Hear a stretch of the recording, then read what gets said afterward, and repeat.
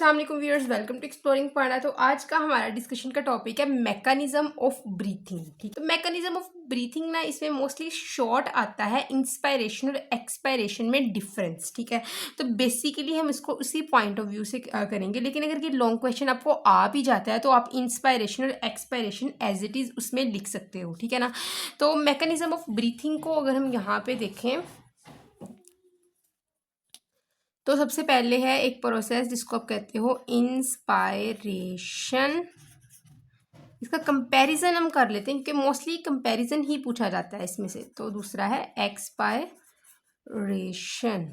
ठीक है, इनमें डिफरेंस की बात करें तो जो इंस्पायरेशन है ना, इस प्रोसेस को इनहेलेशन बी कहा जाता है। ठीक है, ये फर्स्ट डिफरेंस है इन दोनों के दरमियान में। और इसको भी जो है ये वाला expiration, it is also called as the exhalation. ठीक है, तो हवा का अंदर आना इनहेलेशन, हवा का बाहर खारिज करवाया जाना एक्सहेलेशन। तो इन ये दो टर्म्स यूज़ की जाती हैं। वो आपसे इंस्पायरेशन और एक्सपायरेशन में भी डिफरेंस पूछ सकता है, वो आपसे इनहेलेशन और एक्सहेलेशन में भी डिफरेंस पूछ सकता है। ठीक है, तो सेकंड डिफरेंस है इनमें, वो कहता है सेकंड में क्या होती है कि air moves from outside to inside of lungs. वो कहता है एयर जब बाहर से अंदर की तरफ आएगी लंग्स में, यहाँ से बाहर से आके लंग्स के अंदर आएगी, तो उसको हम कहेंगे इंस्पायरेशन। अच्छा, तो एक्सपायरेशन क्या है? Air moves from inside to outside, ठीक है, फ्रॉम लंग्स। तो लंग्स से जब एयर जो है वो इनसाइड से बाहर की तरफ जाएगी, लंग्स में ये मौजूद एयर है, जब ये बाहर की तरफ जाएगी तो एक्सपायरेशन, जब ये एयर अंदर की तरफ आएगी तो इनहेलेशन। ठीक है, क्लियर। तो अगर हम बात करें यहाँ पे इसको डिटेल्स की जो है मज़ीद देखें, ये हमारे पास है ट्रैकिया। ठीक है, नेक्स्ट ये डिवाइड हो रहा है। ठीक है ना, तो इसके इर्द गिर्द हमारे पास मौजूद है लंग्स।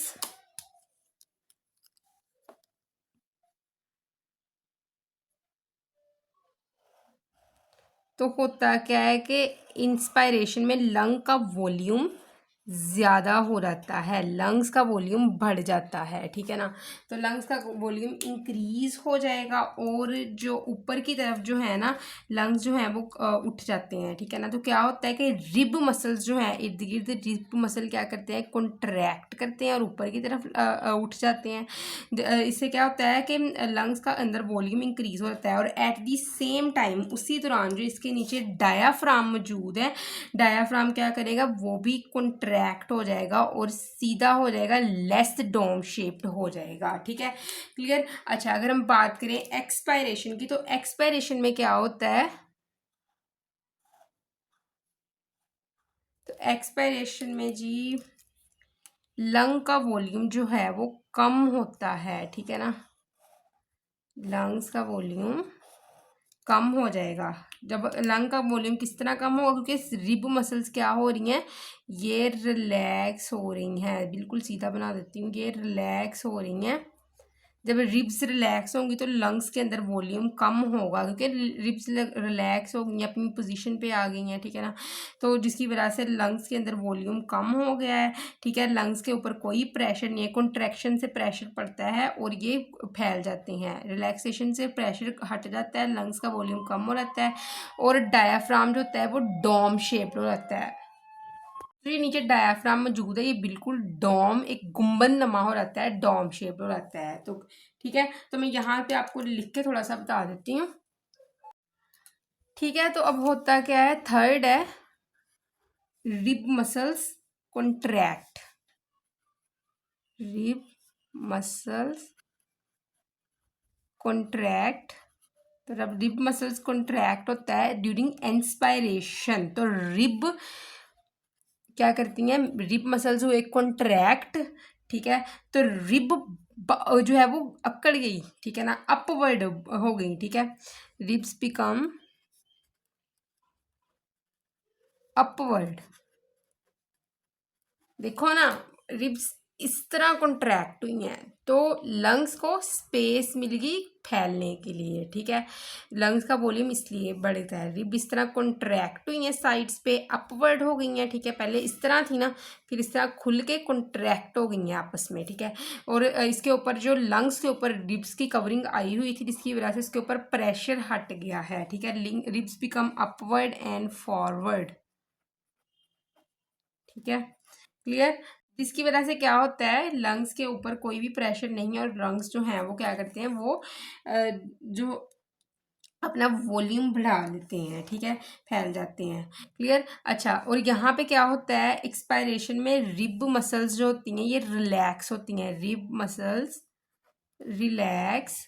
जैसे ही रिब मसल्स रिलैक्स होंगी तो रिब्स जो होंगी वो क्या करेंगी, ribs become inward, ribs become inward और फॉरवर्ड और सॉरी बैकवर्ड। तो आप देखते हो जैसे ही वो रिलैक्स होंगी तो फिर वो अंदर की तरफ इस तरह आ जाएंगी इनवर्ड पोजीशन में और बैकवर्ड पोजीशन में ये आ जाएंगी, जिसकी वजह से क्या होगा, इनके ऊपर दोबारा प्रेशर आ जाएगा लंग्स के ऊपर और इनका जो वॉल्यूम है वो डिक्रीज हो जाएगा, ठीक है, आपस में कंप्रेस हो जाएंगे दोबारा फिर, ठीक है ना, क्लियर। उसके बाद है इनके अंदर फोर्थ डिफरेंस, तो डायाफ्राम मसल्स क्या करते हैं, कॉन्ट्रैक्ट करते हैं during inspiration. Diaphragm muscles contract करते हैं, ठीक है, नीचे की तरफ कॉन्ट्रैक्ट कर जाते हैं और इनकी जो डॉम शेप्ड है वो सीधी हो जाती है, जिसकी वजह से जिस तरह ये अंदर को इसने प्रेशर दिया हुआ अदर लंग्स को, यहाँ से भी प्रेशर हट जाता है, ये बिल्कुल सीधे हो जाते हैं, तो ये लेस डॉम शेप्ड हो जाते हैं डायाफ्राम।